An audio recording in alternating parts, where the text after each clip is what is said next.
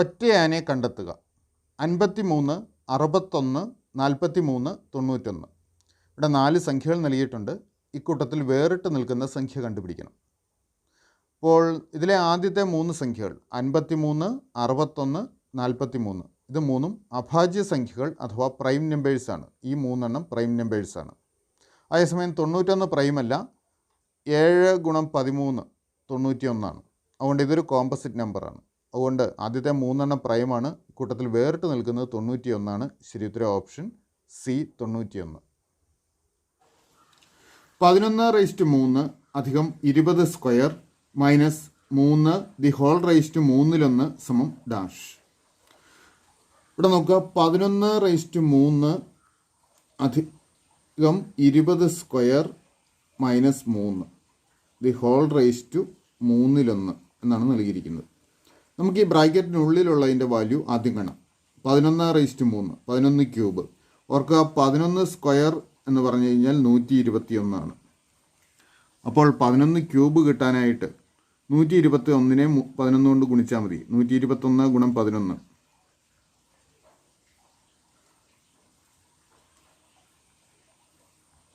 1331 വരും. ഇനി 20ൻ്റെ സ്ക്വയർ.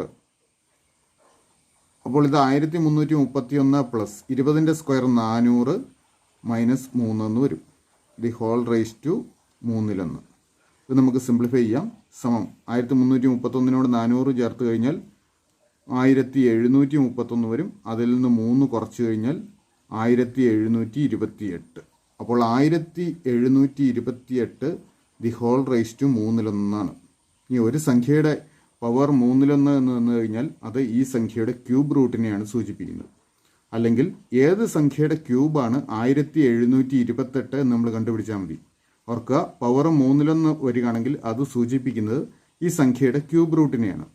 അതായത് ഏത് സംഖ്യയുടെ ക്യൂബാണ് 1728 എന്ന് നമുക്ക് കണ്ടുപിടിക്കണം. ഓർക്കുക, 1728 എന്ന് പറഞ്ഞു കഴിഞ്ഞാൽ 12ൻ്റെ ക്യൂബാണ്. 12 3 തവണ ആവർത്തിച്ച് ഗുണിച്ചാൽ 1728 കിട്ടും. അപ്പോൾ 1728ൻ്റെ ക്യൂബ് റൂട്ട് എന്നുള്ളത് 12 ആണ്. അപ്പോൾ ഇവിടെ വരുന്ന ഉത്തരം 12. ശരി ഉത്തരം ഓപ്ഷൻ ഡി. 3, 8, 15, 24 ഡാഷ്. അപ്പോൾ ഇവിടെ ഒരു സംഖ്യാശ്രേണി നൽകിയിട്ടുണ്ട്. ഈ സീക്വൻസിലെ അടുത്ത പദം കണ്ടുപിടിക്കണം. നമുക്ക് തന്നിരിക്കുന്ന പദങ്ങൾ നോക്കുക. 3, 8, 15, 24 ഡാഷ്. അപ്പോൾ ഈ സംഖ്യകൾ തമ്മിലുള്ള പരസ്പര ബന്ധം നമുക്കൊന്ന് നോക്കാം. 3നോട് 5 കൂട്ടിയാൽ 8 കിട്ടും. 8നോട് 7 കൂട്ടിയാൽ 15 ആയി. 15നോട് 9 കൂട്ടിയാൽ 24 വരും. അപ്പോൾ ഇവിടെ കൂട്ടിയിരിക്കുന്ന സംഖ്യകൾ നോക്കുക. 5, 7, 9. അതൊരു പാറ്റേൺ ഉണ്ട്. 5, 7, 9. അപ്പോൾ അടുത്തത് കൂട്ടേണ്ടത് 11 ആണ്. 24നോട് 11 കൂട്ടിയാൽ 35 വരും. അപ്പോൾ അടുത്ത സംഖ്യ 35 ആണ്. മറ്റൊരു ബന്ധവുമുണ്ട് ഈ സംഖ്യകൾ തമ്മിൽ. നോക്കുക, 3 എന്നുള്ളത് 4 - 1 ആണ്. അല്ലെങ്കിൽ 2ൻ്റെ സ്ക്വയറിൽ നിന്ന് 1 കുറച്ചാൽ 3 കിട്ടും. 8 എന്നുള്ളത് 9 - 1 ആണ്. അതായത് 3ൻ്റെ സ്ക്വയറിൽ നിന്ന് 1 കുറച്ചാൽ 8 കിട്ടും. ഇവിടെ 16 4ൻ്റെ സ്ക്വയർ. അപ്പോൾ 15 എന്നുള്ളത് 4ൻ്റെ സ്ക്വയർ മൈനസ് 1 ആണ്. 25ൽ നിന്ന് 1 കുറച്ചാണ് 24. അതായത് 5ൻ്റെ സ്ക്വയറിൽ നിന്ന് 1 കുറച്ചാൽ മതി. അപ്പോൾ അടുത്ത് വരേണ്ടത് 6ൻ്റെ സ്ക്വയറിൽ നിന്ന് 1 കുറച്ച് ഉള്ളതാണ്. 2 square minus 1, 3 square minus 1, 4 square minus 1, 5 square minus 1. അപ്പോൾ അടുത്ത് വരേണ്ടത് 6 സ്ക്വയർ മൈനസ് 1. അപ്പോഴും 35 തന്നെയായിരിക്കും ഉത്തരം കിട്ടുക. അപ്പോൾ ശരി ഉത്തരം ഓപ്ഷനെ 35.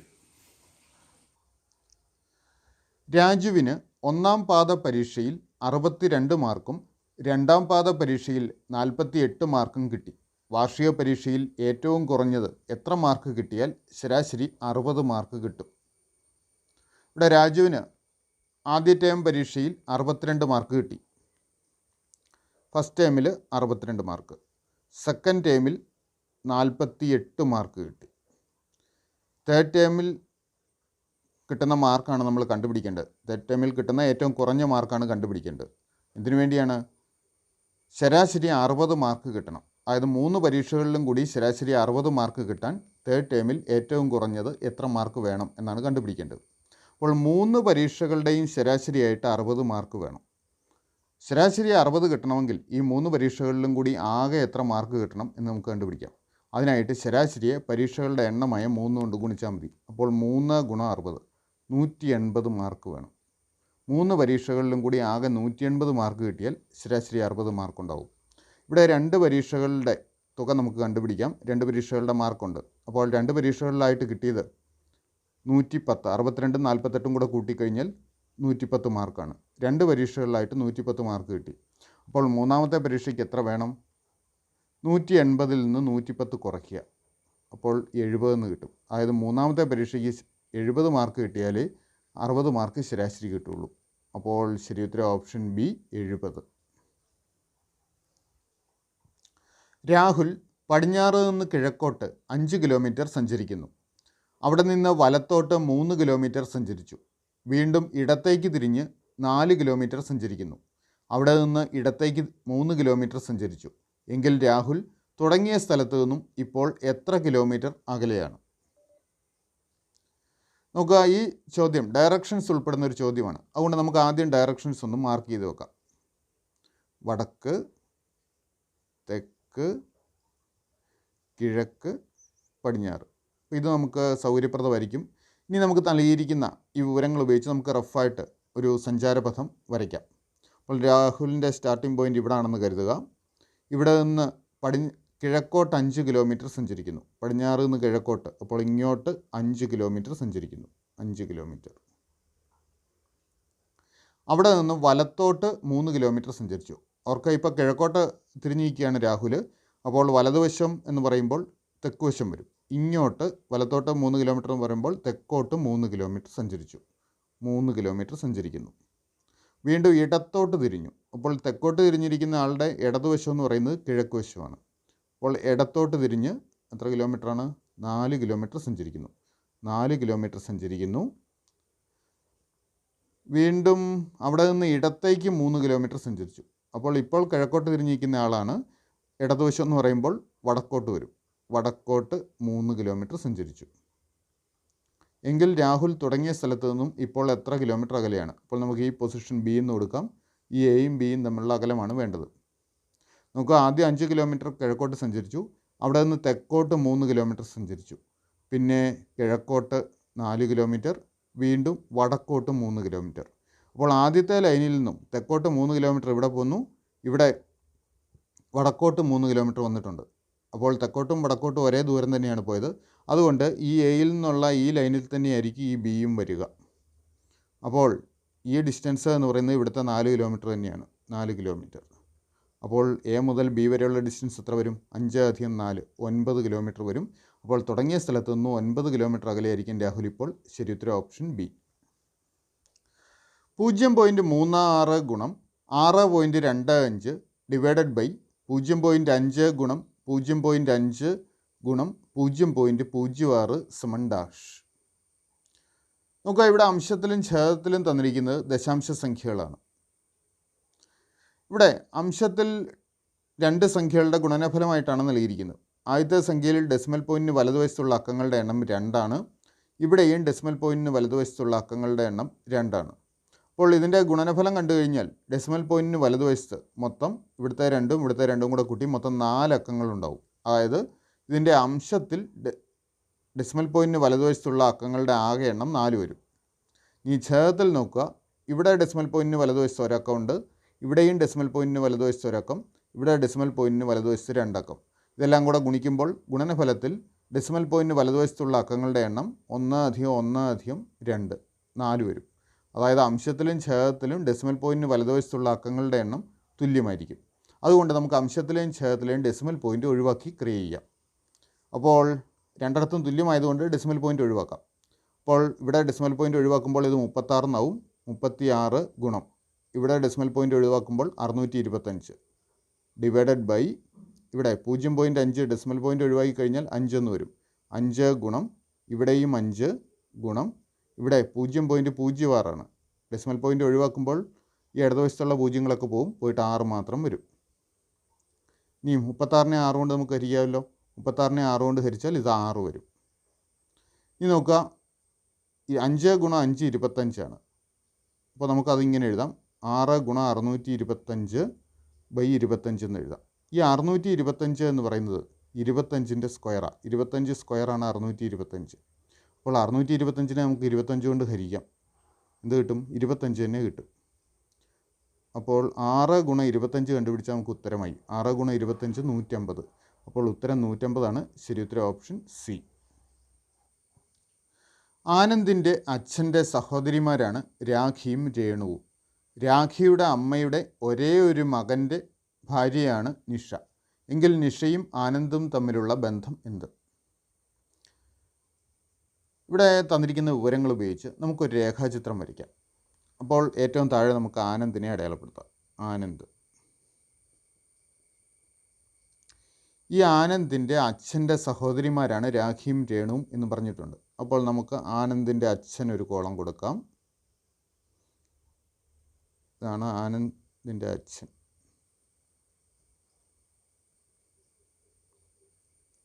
ഈ അച്ഛന് 2 സഹോദരിമാരുണ്ട്.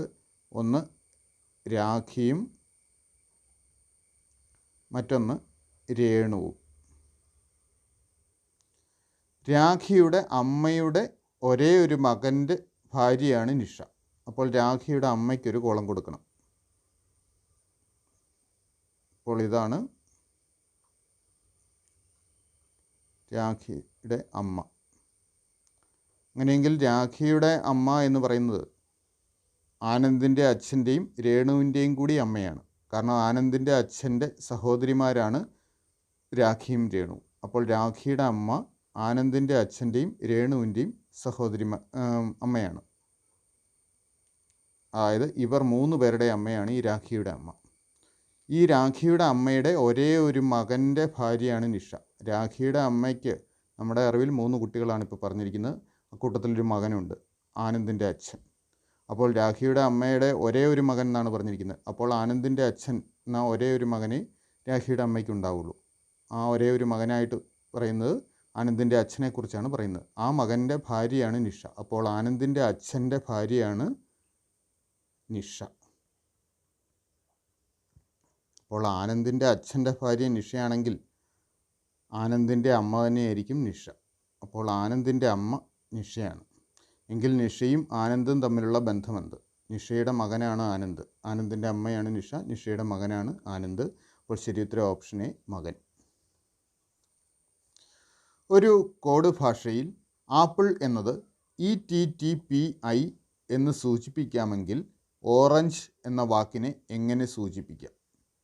അപ്പോൾ ഇവിടെ ആപ്പിളിൻ്റെ കോഡ് നൽകിയിരിക്കുന്നത് നോക്കുക. ETTPI. നമുക്ക് ഇതേ രീതിയിൽ ഓറഞ്ചിൻ്റെ കോഡ് എന്താണെന്നാണ് കണ്ടുപിടിക്കേണ്ടത്. ORNG, ഓറഞ്ചിൻ്റെ കോഡ്. അപ്പോൾ നമുക്ക് കോഡ് കണ്ടുപിടിക്കുന്നതിനുള്ള സൗകര്യത്തിനായിട്ട് നമുക്ക് ആദ്യം അക്ഷരമാല എന്ന് എഴുതാം.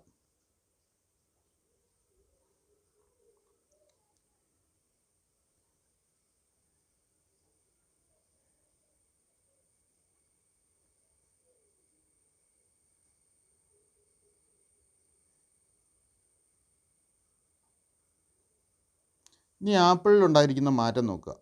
എയുടെ സ്ഥാനത്ത് ഇ വന്നു.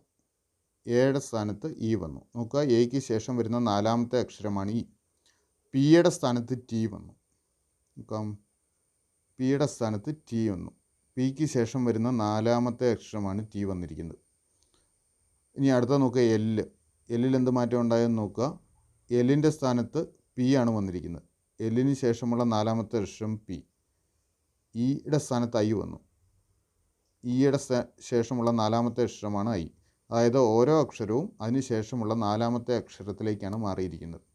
അപ്പോൾ ഓറഞ്ചിൻ്റെ കോഡ് ഇതേ രീതിയിൽ നമുക്ക് എഴുതിയാൽ ഓ എങ്ങോട്ട് പോകണം നോക്കുക. ഓയ്ക്ക് ശേഷമുള്ള 4ാമത്തെ അക്ഷരം എസ് ആണ്. അപ്പോൾ ഓയുടെ സ്ഥാനത്ത് എസ് വരണം. ആറിൻ്റെ സ്ഥാനത്ത് എന്ത് വരണം? ആറിന് ശേഷമുള്ള 4ാമത്തെ അക്ഷരം അത് വി ആണ്. വി എഴുതുക. എ ഇയിലേക്ക് പോകുന്നതായിട്ട് നമ്മൾ കണ്ടു. എന്നിന് ശേഷമുള്ള 4ാമത്തെ അക്ഷരം ആറാണ്. എന്നിൻ്റെ സ്ഥാനത്ത് 6 വരണം. ജിക്ക് ശേഷമുള്ള 4ാമത്തെ അക്ഷരം കെ. ഈ നേരത്തെ തന്നെ നമ്മൾ കണ്ടു ഐയിലേക്ക് പോകുന്നതായിട്ട്. ഐ എഴുതുക. അപ്പോൾ SVERKI ആണ് കോഡ്. SVERKI. അപ്പോൾ ഓറഞ്ചിൻ്റെ കോഡ് SVERKI. ശരിയുത്തരം ഓപ്ഷൻ എ. 60 km/മണിക്കൂർ സ്പീഡിൽ സഞ്ചരിക്കുന്ന 200 മീറ്റർ നീളമുള്ള ഒരു ട്രെയിൻ വഴിയരികിൽ നിൽക്കുന്ന ഒരു വ്യക്തിയെ കടന്നു പോകാൻ എത്ര സമയം വേണം? ഇവിടെ ഒരു ട്രെയിൻ ഒരാളെ കടന്നു പോകാൻ എത്ര സമയം എടുക്കുമെന്നാണ് കണ്ടുപിടിക്കേണ്ടത്. ട്രെയിൻ ഒരാളെ കടന്നു പോകാൻ ട്രെയിനിൻ്റെ നീളത്തിൻ്റെ അത്രയും ദൂരം സഞ്ചരിക്കണം. അതായത് ഇവിടെ ട്രെയിനിൻ്റെ നീളം 200 മീറ്റർ. അപ്പോൾ ഈ ട്രെയിൻ വഴിയരികിൽ നിൽക്കുന്ന ആളെ കടന്നു പോകാൻ 200 മീറ്റർ സഞ്ചരിക്കണം.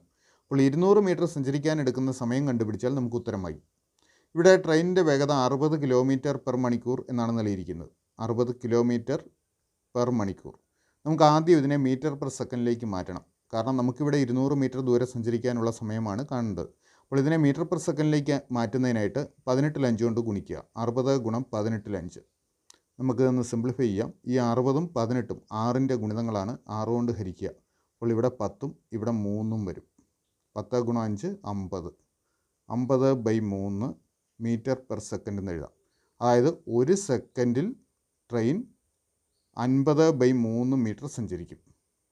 നമുക്ക് ട്രെയിൻ 200 മീറ്റർ സഞ്ചരിക്കാൻ എടുക്കുന്ന സമയമാണ് കണ്ടുപിടിക്കേണ്ടത്. ഒരു സെക്കൻഡിൽ 50/3 മീറ്റർ സഞ്ചരിക്കുമെങ്കിൽ 200 മീറ്റർ സഞ്ചരിക്കാൻ എടുക്കുന്ന സമയം കാണാനായിട്ട് 200നെ 50/3 കൊണ്ട് ഡിവൈഡ് ചെയ്യുക.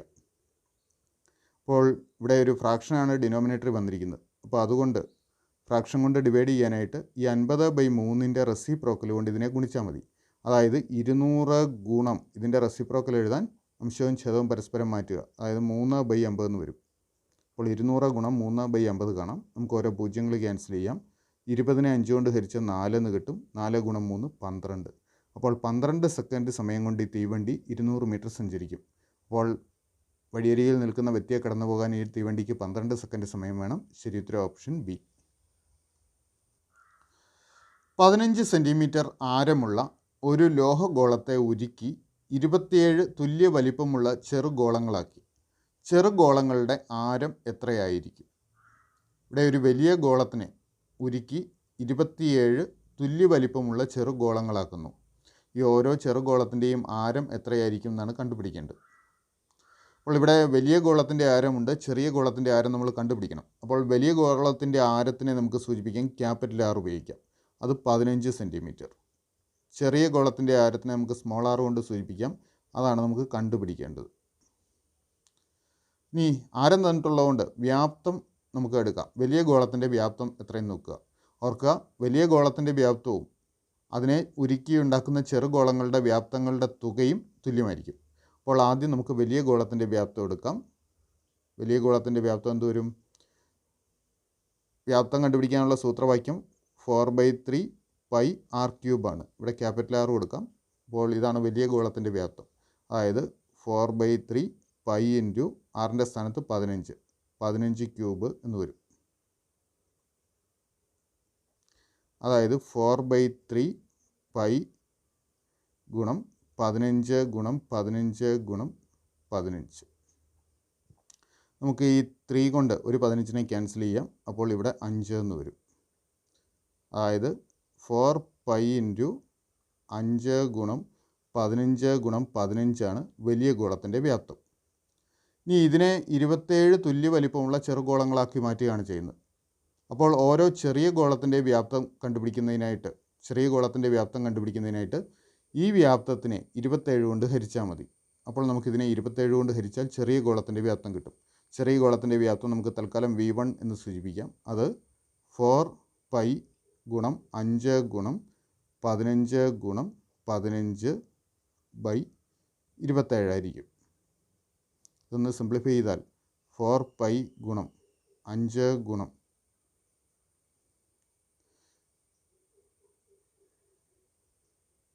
നമുക്ക് ഇവിടെ ഈ 27നെയും 15നെയും നമുക്ക് 3 കൊണ്ട് ഹരിക്കാവുന്നതാണ്. 27നെ 3 കൊണ്ട് ഹരിച്ചാൽ 9 വരും. 15നെ 3 കൊണ്ട് ഹരിച്ചാൽ 5 വരും. വീണ്ടും 9നെ 3 കൊണ്ട് ഹരിക്കാം. അപ്പോൾ ഇവിടെ 3ഉം 15നെ 3 കൊണ്ട് ഹരിച്ചാൽ 5ഉം. അപ്പോൾ അംശം 5 × 5 × 5 എന്ന് വരും. ഛേദത്തിലൊരു 3 ഉണ്ടാവും. അപ്പോൾ ഇത് 4 π/3 × 5³ 5 × 5 × 5 5³ എന്ന് വരും. ഇത് സിംപ്ലിഫൈ ചെയ്യേണ്ട കാര്യമില്ല. നമുക്ക് ഉത്തരം കാണാൻ ഡയറക്റ്റ് കാണാം. ഓർക്കുക, ചെറിയ ഗോളത്തിൻ്റെ ആരം നമ്മൾ 6 എന്നാണ് എടുത്തത്. അപ്പോൾ ചെറിയ ഗോളത്തിൻ്റെ വ്യാപ്തം എന്ന് പറയുന്നത് 4/3 പൈ ആർ ക്യൂബ് ആയിരിക്കും. സ്മോൾ ആർ ക്യൂബ് സമം 4/3 പൈ ഗുണം 5 ക്യൂബ് എന്ന് നമുക്ക് കിട്ടി. ഈ 4/3 പൈ രണ്ടിടത്തുമുണ്ട്, ക്യാൻസൽ ചെയ്യാം. അപ്പോൾ ആർ ക്യൂബ് സമം 5 ക്യൂബ് എന്ന് വരും. അതായത് സ്മോൾ ആർ സമം 5 എന്ന് വരും. അതായത് ചെറിയ ഗോളത്തിൻ്റെ ആരം 5 ആയിരിക്കും. ശരി ഉത്തരം ഓപ്ഷൻ ബി, 5 സെൻറ്റിമീറ്റർ.